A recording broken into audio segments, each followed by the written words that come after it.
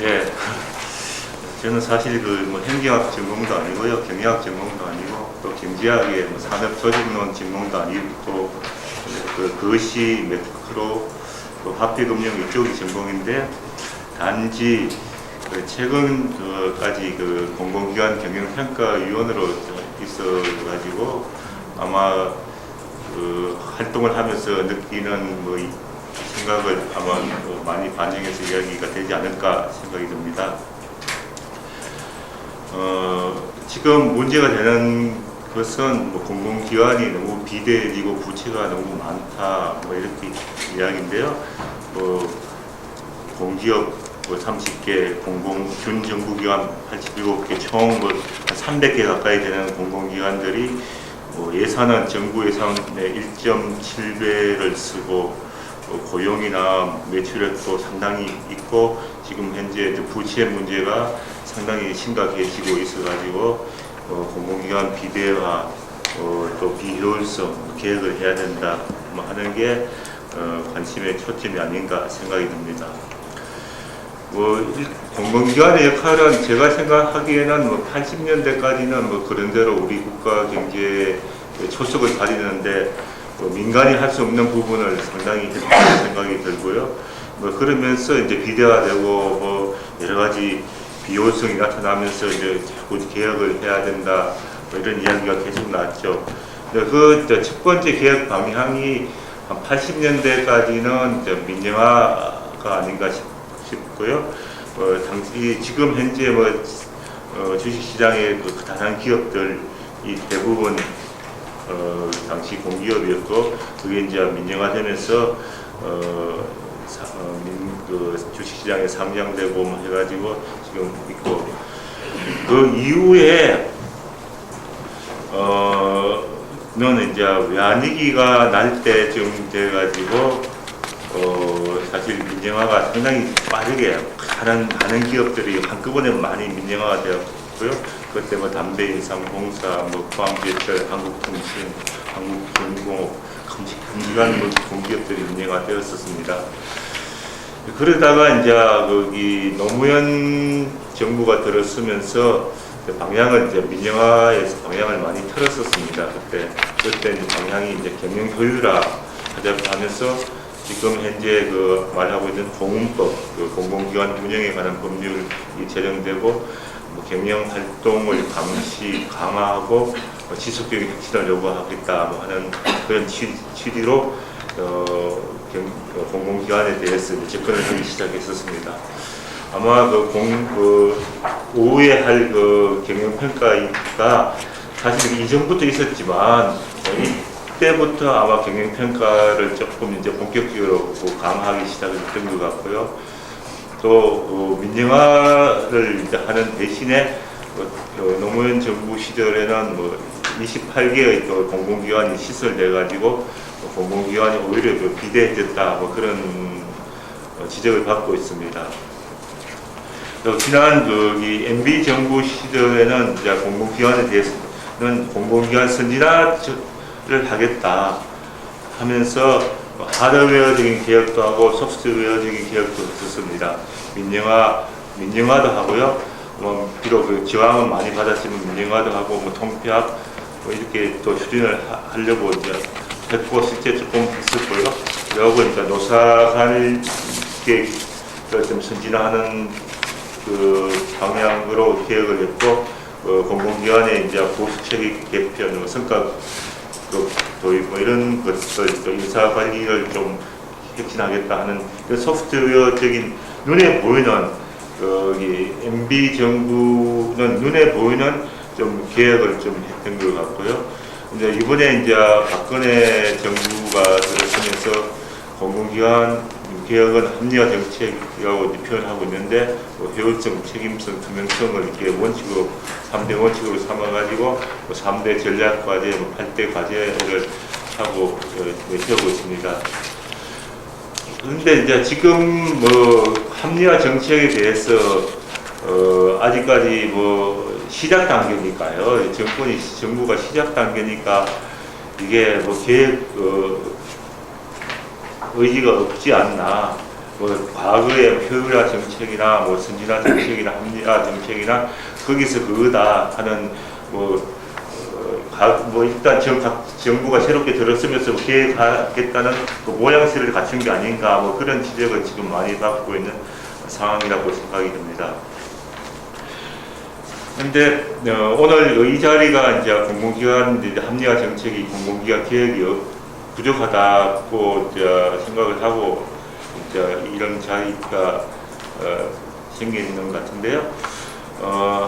제가 생각하기에는 일단 선진화 정책에 비해서는 일단 눈에 보이는 뭐 하드웨어적인 그런 방향을 지금 제시하고 있지는 않은 것 같습니다. 민영을 하겠다, 뭐 성과 연봉제를 하겠다 이렇게 눈에 보이는 이런 하드웨어적인 개혁이 없고요. 단지 이제 뭐 내실을 강화하겠다 이런 정도만 딱 나타내고 있어가지고 상당히 이제 의지가 없지 않나 그렇게 이제 우려가 지금 되고 있고요. 대충 이제 큰 방향만 이제 그려놓고 구체적인 이제 계획은 없어가지고 잘 할지 성공할지 상당히 우리 걱정스럽게 이제 생각을 하고 있습니다.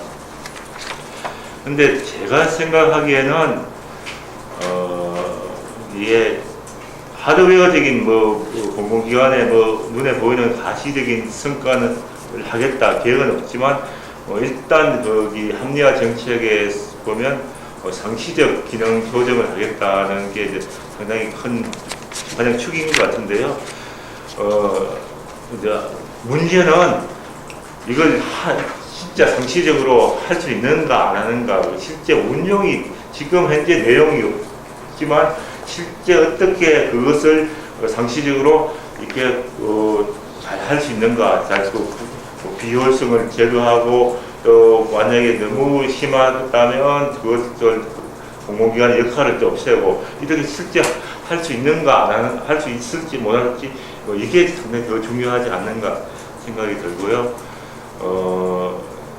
사실 대부분 정부에서 정권 초기에는 뭘 하겠다 해서 상당히 분위기를 띄워놓고 한 2년 지나고 나면 허지부리 되는 그런 반영들이 상당히 많았거든요.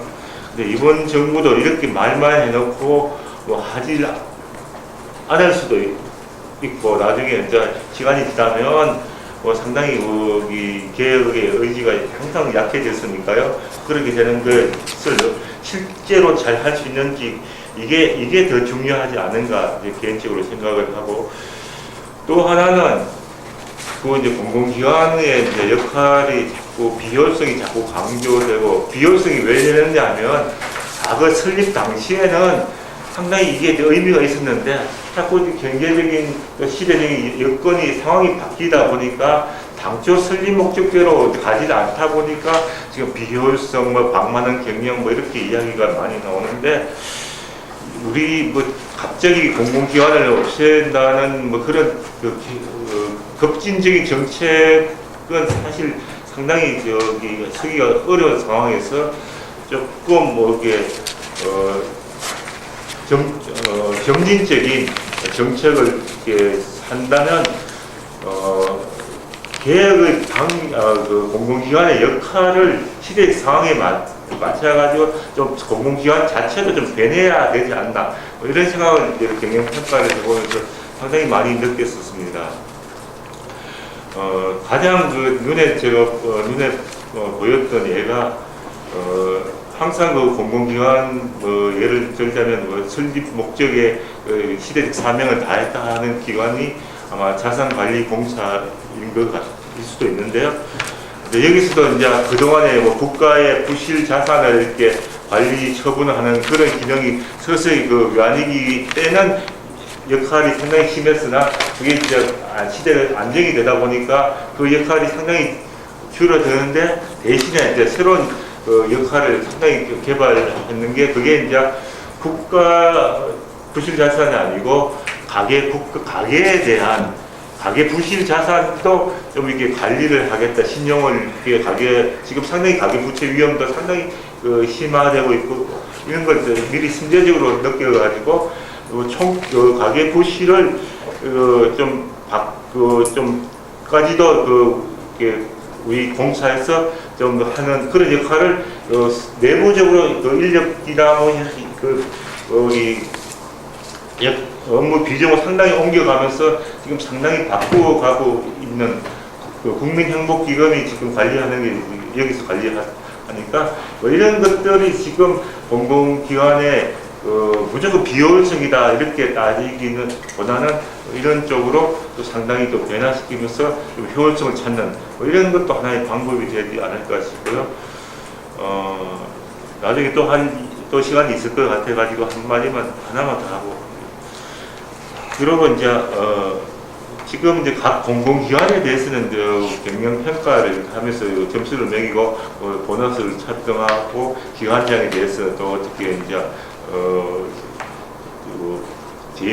재임이 아니고 뭐 어떻게 할 것인지 딱 정하는데 사실 이제부터라도 공공기관에 뭐 여러 가지 관련된 요소, 뭐 부채라든지 또 인사, 노무 뭐 이런 여러 가지 경영 성과 다 해가지고 정부 시대별로 이렇게 공공기관 정책이 뭐 과거 정부는 몇 점이었고 이번 정부는 몇 점이었고 앞으로 정부는 몇 점이고 자꾸 그걸 잣대를 정해놓으면 기준을 정해놓으면 거기에 맞춰가지고 자꾸 하려는 노력이 생기지 않을까. 그러면서 공공기관에 대한 발전이 있지 않을까. 뭐 그런 생각도 많이 하고 있습니다.